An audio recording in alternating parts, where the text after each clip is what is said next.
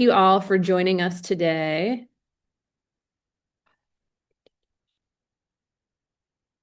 We are really excited to be talking about a fun question. How is design research? We want to explore design as a research method.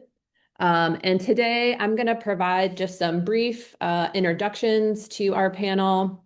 Our panelists are going to provide short provocations. Then we'll have a nice open discussion with myself, our student moderators, and our audience here.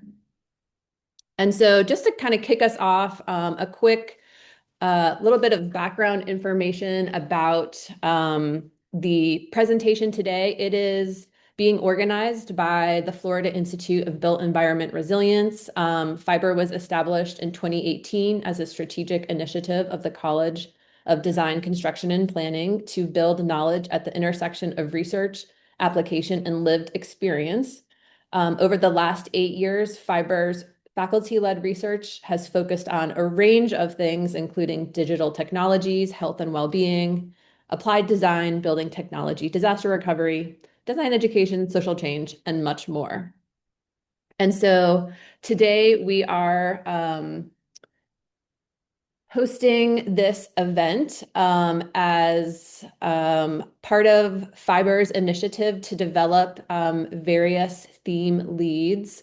And so each theme lead across the 4 themes of technology, design, education, and engagement have organized a session for the DCP research session.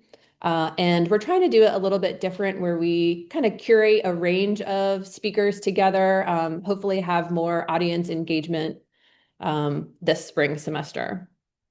And so just to give everyone a heads up, we have our session today. The next session will be on March 24th, which is focused on engagement, DCP impact through engaged research, a discussion of power, incentives, risk, and time. And that will be moderated by Jason Von Medding. So mark your calendars. That's going to be a great event as well.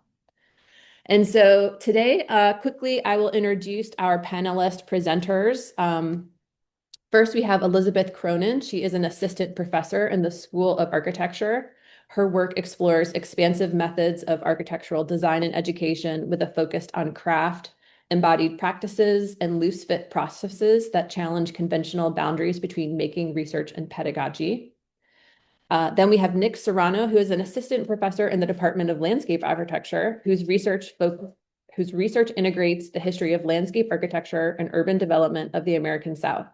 His writing spans the disciplines of landscape, environmental history, Southern studies, and material culture to consider the construction of racial identity through the built environment.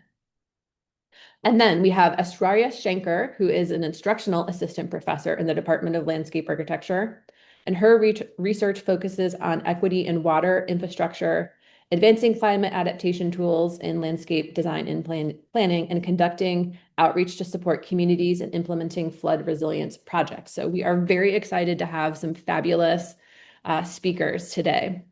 We also are really lucky to have several co-moderators. In addition to myself, we have Sarah Spade, who is in the Master of Architecture program, and Desi Roche Hernandez, who is in our Bachelor's of Landscape Architecture program. So we are very excited for that as well. So then I will kick it off to our first presenter. You can just tell me like how to advance your slides, and I will do that. Definitely perfect. Okay. Awesome. Hi, everybody. I'm Elizabeth Cronin. Andrea, thanks for the great introduction. Thanks for inviting me to be on the panel today. So I'm just going to jump in. I'm really looking forward to the discussion today. And I think the provocation that I wanted to put forward was, how does creative practice and making enable us to ask different questions? So whenever I'm asked about design and research, which is pretty frequently, this is the image that comes to mind. Pictured here are Elaine de Kooning, Joseph Albers, and Buckminster Fuller at Black Mountain College in 1948. They gathered here with the rest of Fuller's architecture course to construct what would later be called the supine dome, which is an ode to its relaxed structure. Buckminster Fuller, pictured there on the left, would go on to reinvent and popularize the geodesic dome, but this attempt at Black Mountain historically was his first. With no money for materials, the dome was built out of leftover Venetian blind stock to test the limitations of lightweight structures. And while a successfully standing model sits at their feet, whenever I look at this image, I wonder if this is the moment when he tells de Kooning, this isn't going to work, but we're going to try anyways. Next slide. And Fuller was right. The project never stood on its own. It was raised insofar as bodies could hold and structure it, but it was more a floppy woven surface than a rigid construction. To those who came to watch its formation, it was an utter failure. But what the supine dome shows is the promise of learning through experience, that the practice of building and making homes meaning, no matter the outcome, and that the emergent qualities of tacit knowledge, that which is understood or implied without words, creates valuable lines of inquiry. The supine dome provides an excellent case study in design as research, but it's particularly notable because it's one of the few I can think of that also frames teaching as research. Since the dome was doomed from the start, the open-ended quality of Fuller's pedagogical practice made space for him to set up the studio as a truly experimental space, where failure was the positive outcome. And he's making as a method to ask as many questions as his students. In the architecture design studio, we value experiential learning and learning through making. Why do our research practices need to be any different? This is a line of inquiry I follow in my own research practice, which works to expand and grow methods of architecture, design, and education. Much of my work originates from creative practice, which, like the project seen here from my doctoral study. But in my research, I also cultivate a connection between creative practice and teaching. As an example, last semester, I taught a fourth-year architecture option studio that builds on my doctoral work. Titled Within the Shore, the studio was framed as a design research workshop to ask questions through making and building as a collective. Students built in the shoreline of Amelia Island, Florida, to test textiles as flexible, deployable, and lightweight building materials for changing landscapes. And they developed the board group constructions you can see here. The studio brief asked students to consider what it could mean to build structures for bodies of wind, water, earth, and sun and sky. They used ready-made materials like bed sheets, shower curtains, and tote bags, and a range of low-tech joinery, including hand stitches, zip ties, and safety pins. And they were challenged to work with mostly repurposed or found materials. And I'm pretty sure we bought out all of the fabric that repurposed project has.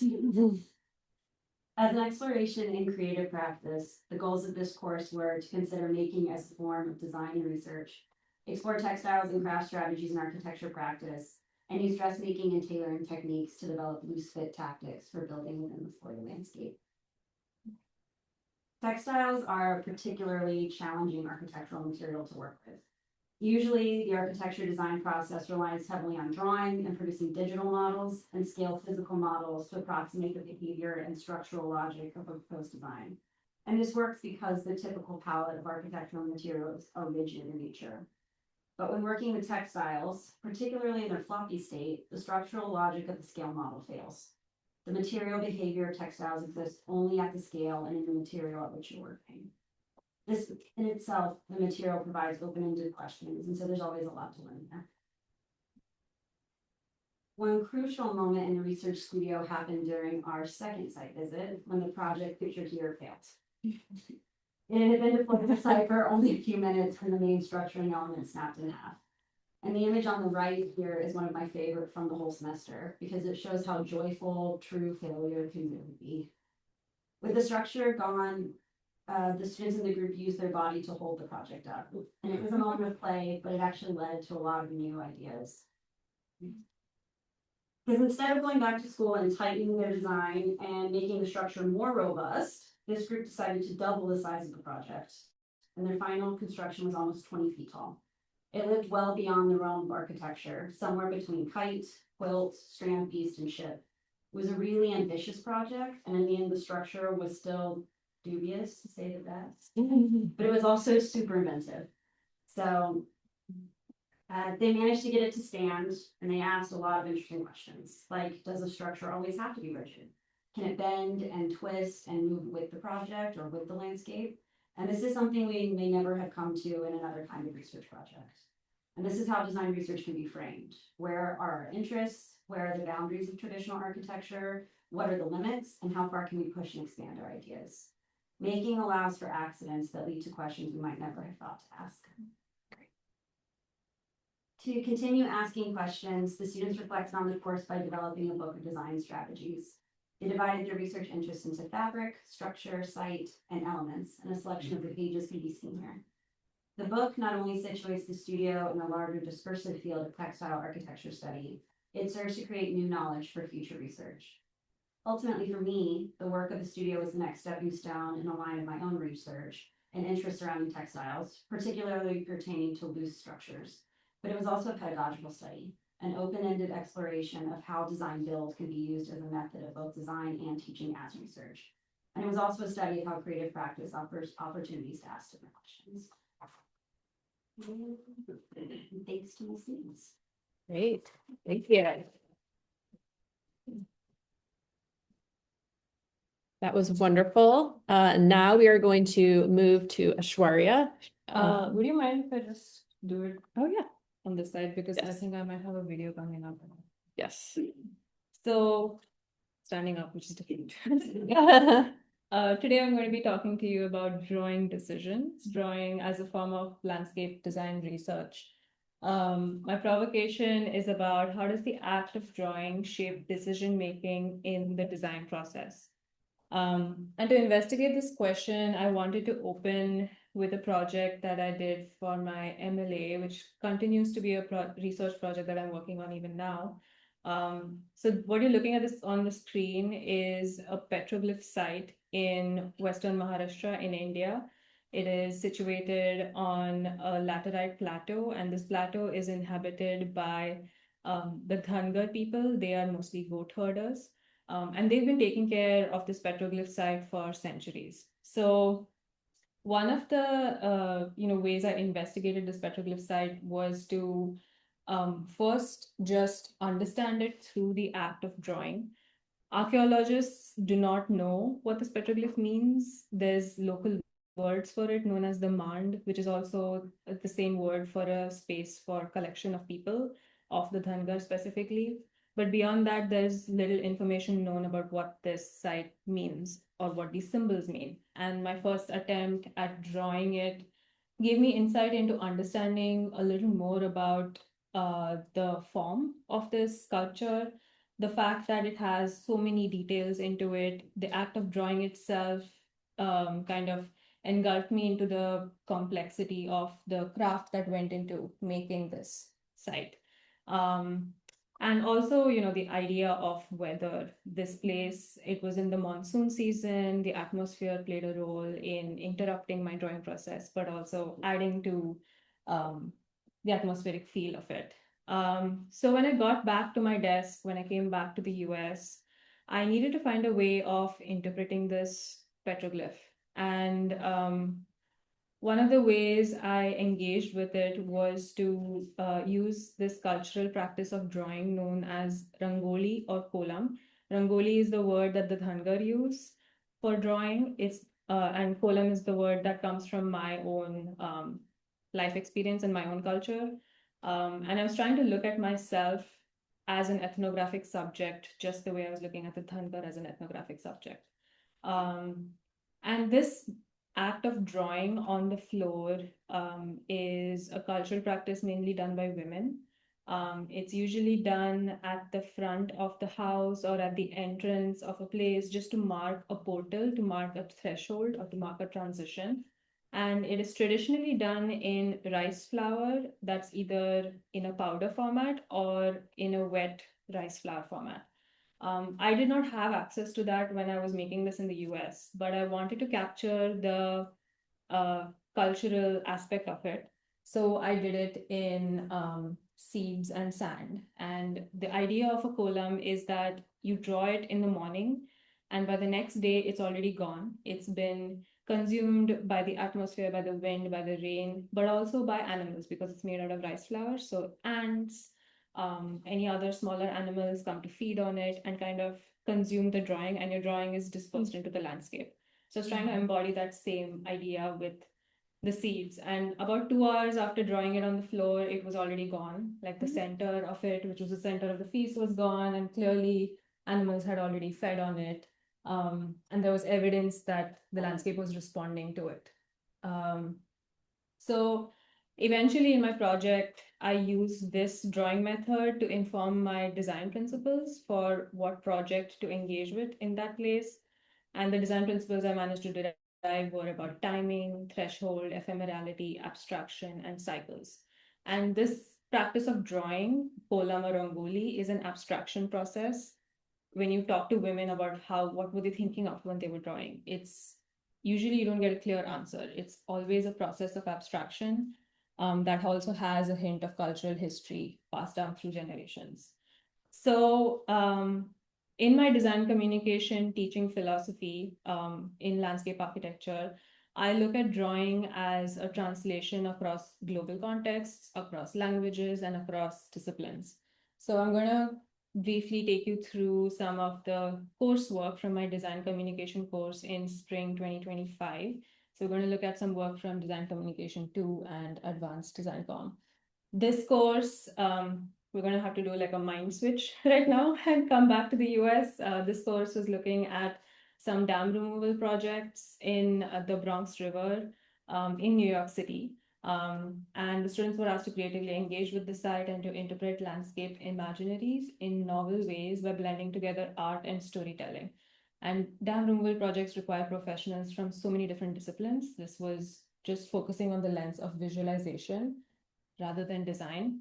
And one of the main ideas behind this course is that with each assignment and each phase, the students develop new skills and new ways of investigating both the existing conditions and the design of this project. So they're able to build new evidence and new arguments with each stage. So if you're looking at the cartography stage, it's mostly around site analysis, you're doing place-based learning, observational research, you investigate your own positionality, and you form a synthesis of the systems on the site. Then with site planning, you go into design articulation, start thinking form and function, scenario building, material testing, and the construction process. And finally, when you go into digital rendering, you think about visualization, visual synthesis, what is the accessibility of the drawing, what kind of drawing are you trying to create, how are you going to depict phasing and change over time, and what is the spatial transformation. So I'm going to take you through some of the examples of the student work.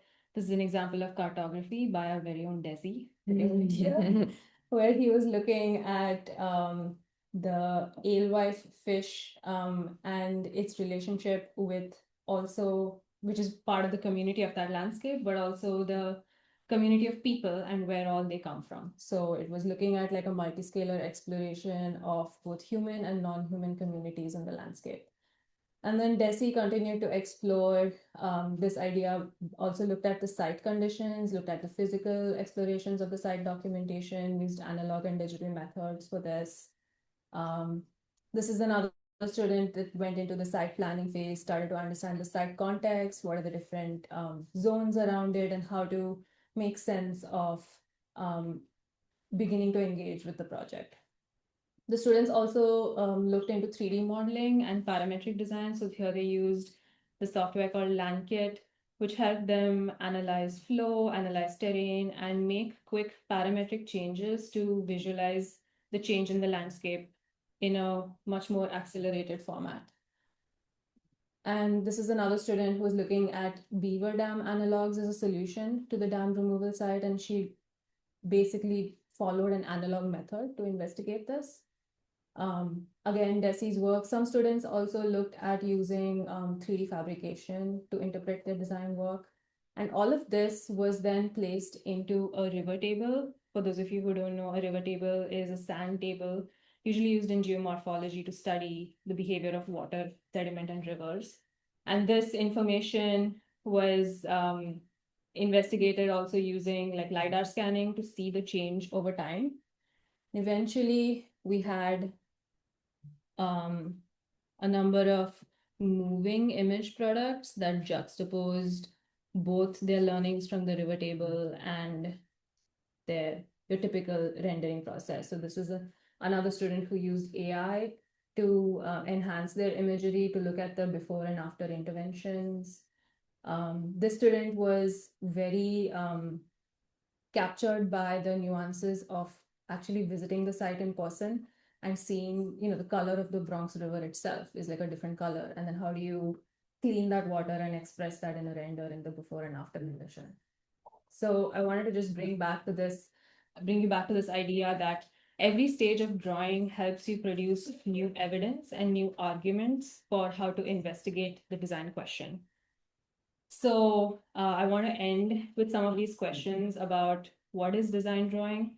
Is it translation across space and time? Is it design thinking? Is it design communication?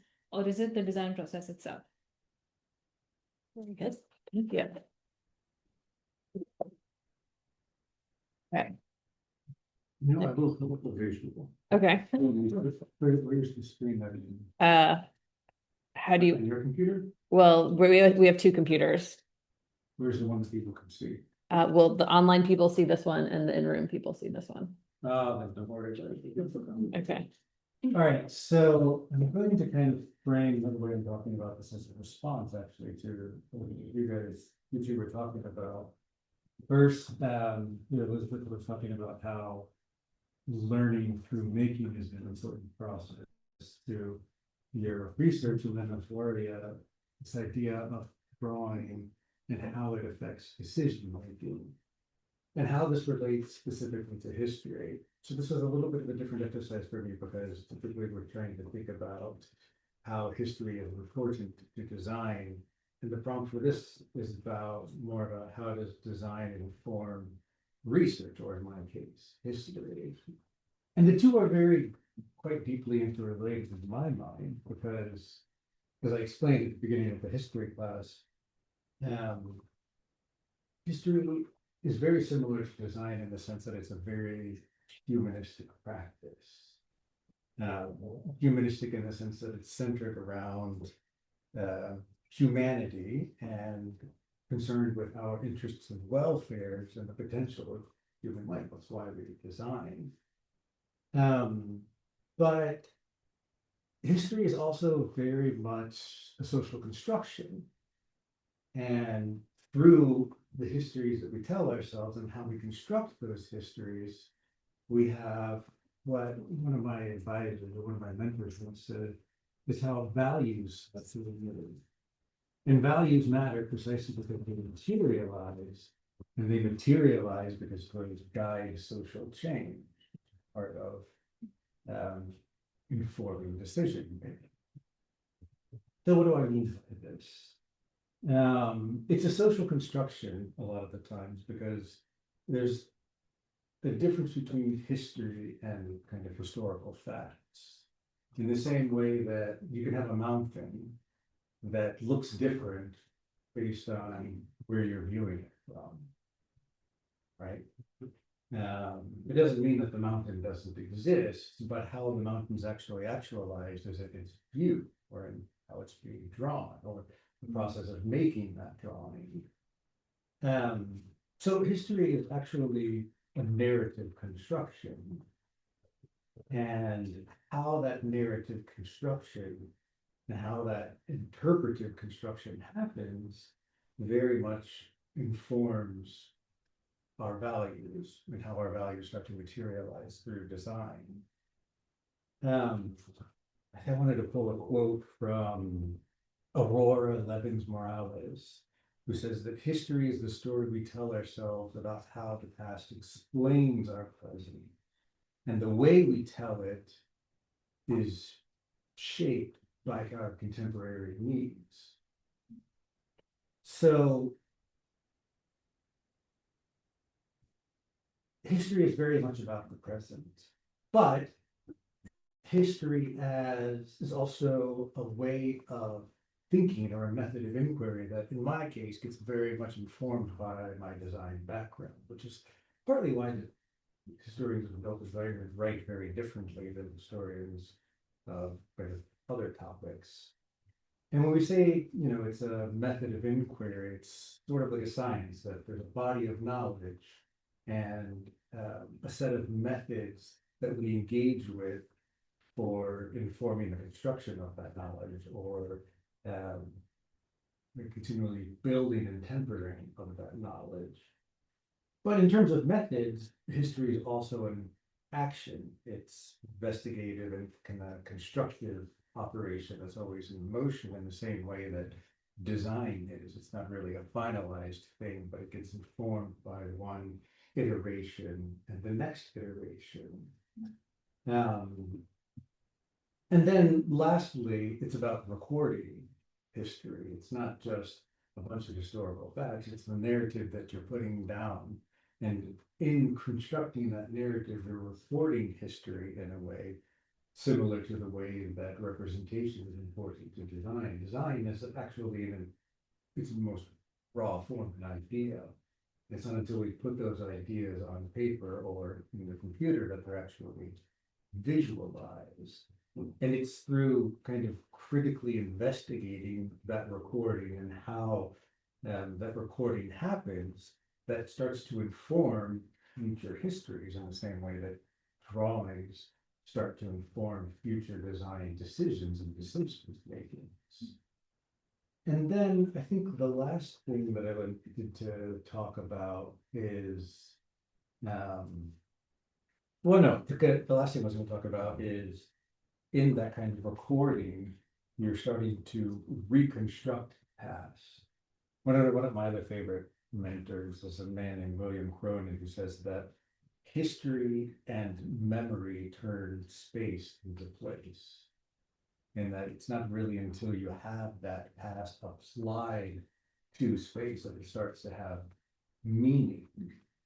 And the same way, we construct place through a bunch of different design tools. We construct history through a reconstruction of many different past memories, books, objects, images, buildings, and landscapes.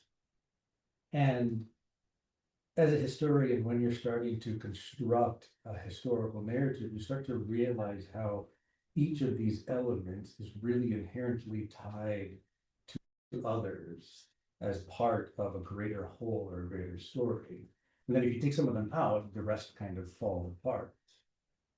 And this is one thing that historians of the built environment are really good at, is kind of seeing this interrelationship between past historical events that is very much analogous to the way that ecology is such an important tool for landscape architects for understanding and informing and contextualizing design decisions. In the fact that we're working with nature, but you can't really isolate any one of these elements of nature without affecting all of the other elements of nature. So I think in those ways, design very much informs a lot of the approach I take to research, or that other historians of the built environment speak to his research. But then also, like, the research that we write, the histories that we write, start to inform how we start constructing narratives about the present, which is very much the realm of design.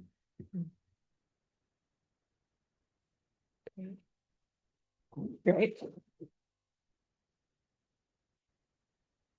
Awesome. So those were really amazing presentations. I really enjoyed hearing more from all of you. And I'm so excited to have you as our wonderful colleagues. And yeah, just kind of want to open up a discussion like amongst ourselves, as well as, anyone in the audience is welcome to ask some questions of our panelists today. I think I would ask if any of our student moderators have a question that they would like to start us off with for our panelists.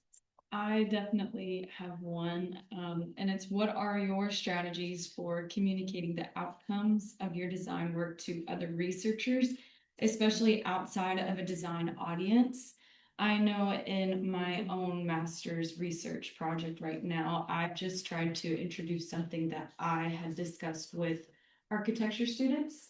And I brought in mechanical engineering students, law students, other students in education, and tried to explain a design approach that I am exploring to them. And I found it very interesting and challenging as to how to express my theoretical approach, but also in terms of how they could process it and render certain drawings. So again, what are your strategies of communicating your research design to other areas?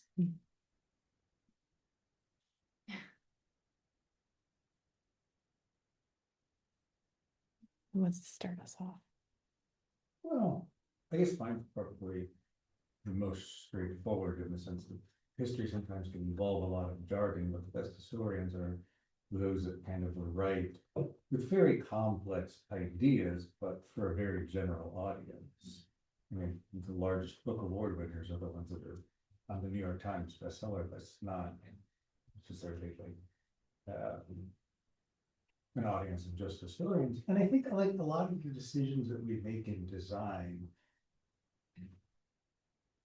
I mean, as a student, you're getting very much thrown into the deep end of the specifics, unique aspects of design. But in the end, we're always creating for the public.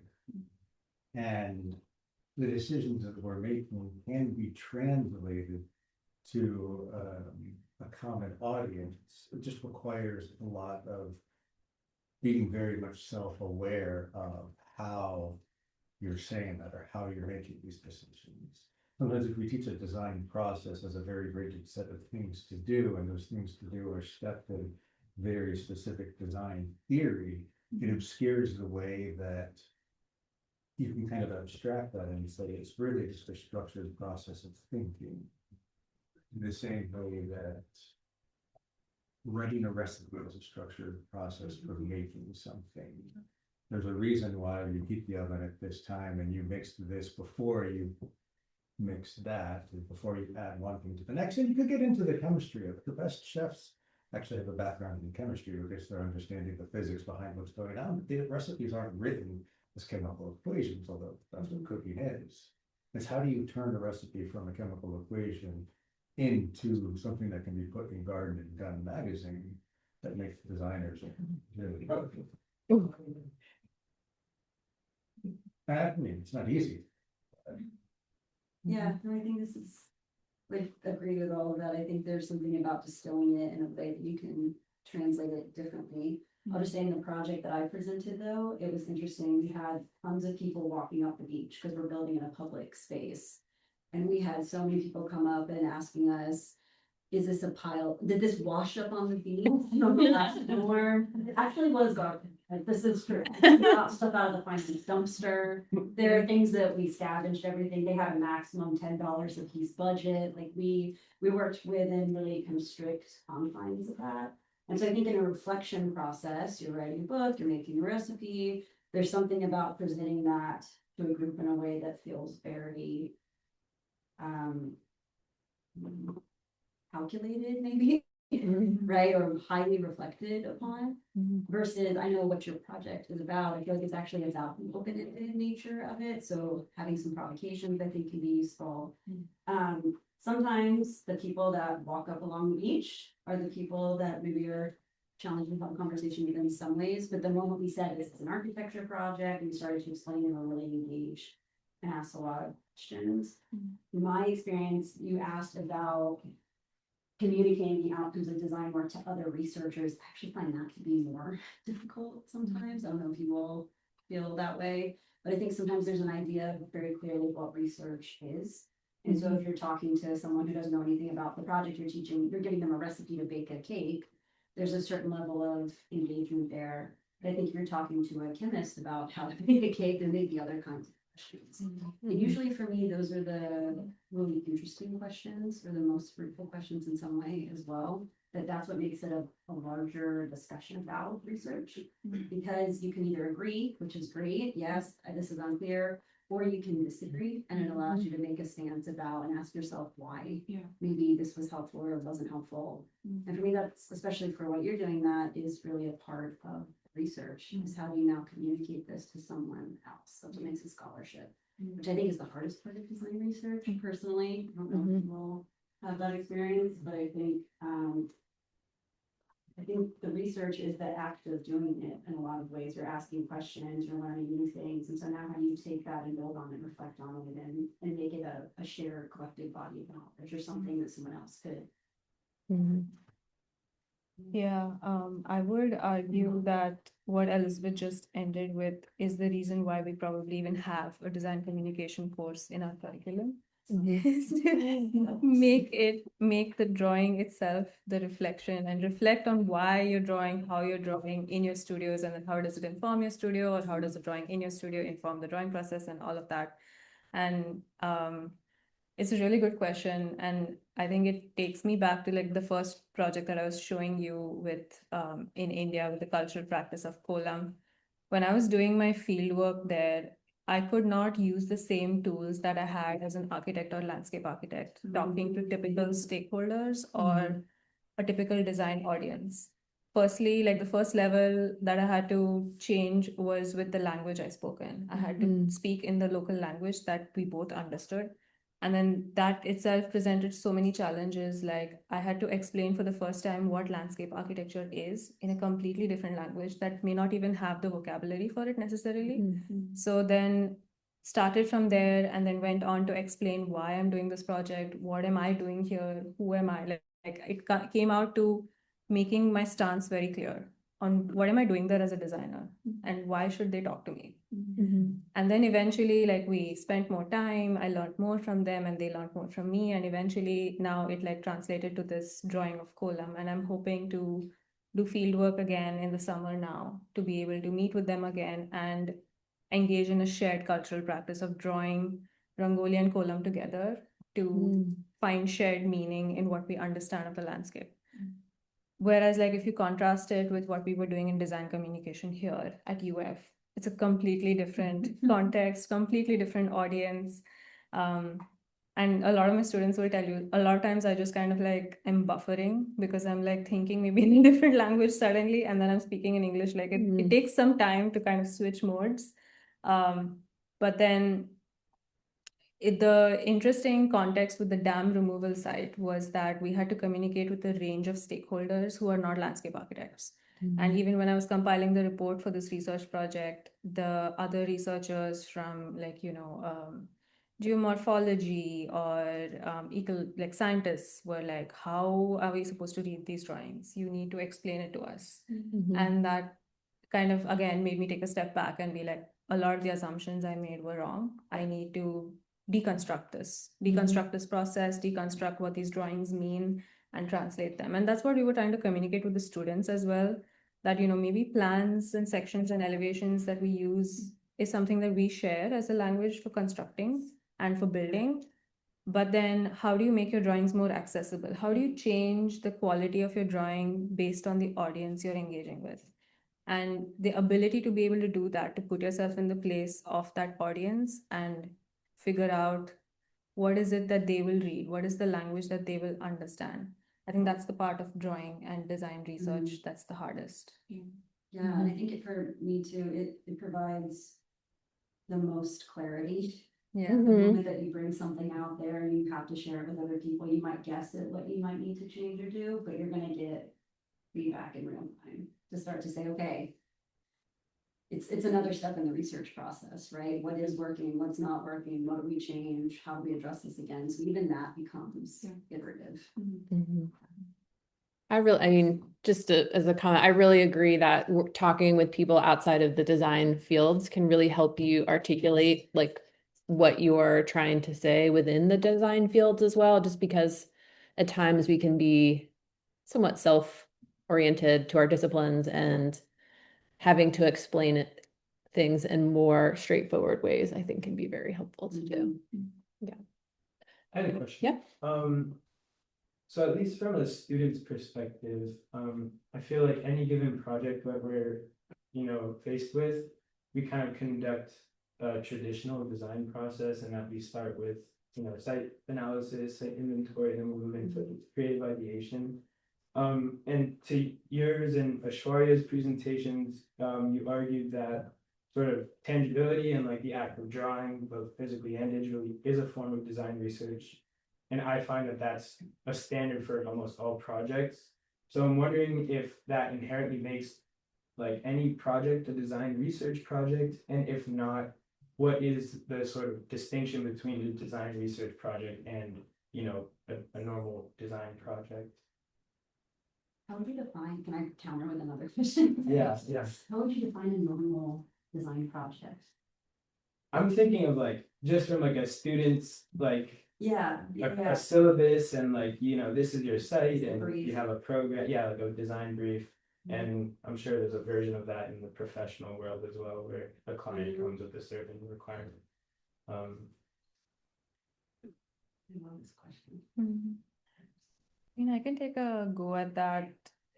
I guess your question was what qualifies as design research, Yeah. right? Within the design process. Right. Maybe like knowing the distinction between an artist and a designer, or an artist and an architect, or artist and a landscape designer might be a way to think through this. Because as a designer, you are creating imaginaries for a place, you're projecting futures, you're doing this highly,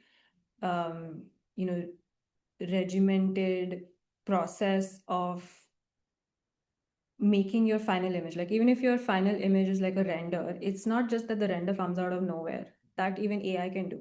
But then we go through this painstaking process of understanding the context, figuring out, like knowing the cartography, understanding the site, looking at spatial characters of it, in person, going there and experiencing it, forming your lens of investigation, and then doing your design to create its future, right? So that that whole process that we take ourselves through is what qualifies as design research, in my opinion. Like the minute you engage with the design process, to me, it qualifies as design research.